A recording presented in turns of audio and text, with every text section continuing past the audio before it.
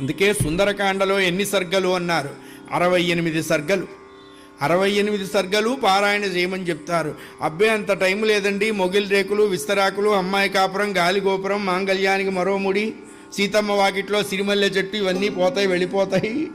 శ్రీచక్రం టీవీ. నేను 6 నెలలప్పుడు ఎలా ఉన్నానో సీరియల్, 60 ఏళ్ళు వచ్చినప్పుడు కూడా అలాగే ఉంది సీరియలు.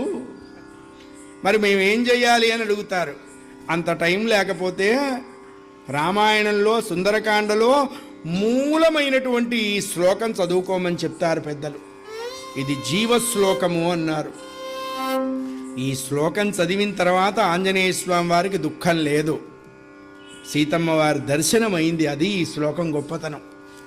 ఏమిటి శ్లోకంలో ఉన్న గొప్పతనం అంటే, సీతమ్మ దుఃఖాన్ని నశింపజేసి, రామచంద్రమూర్తి దుఃఖాన్ని నశింపజేసి, సీతారాములు ఇద్దరికీ ఏకకాలంలో అద్భుతమైనటువంటి ఆనందం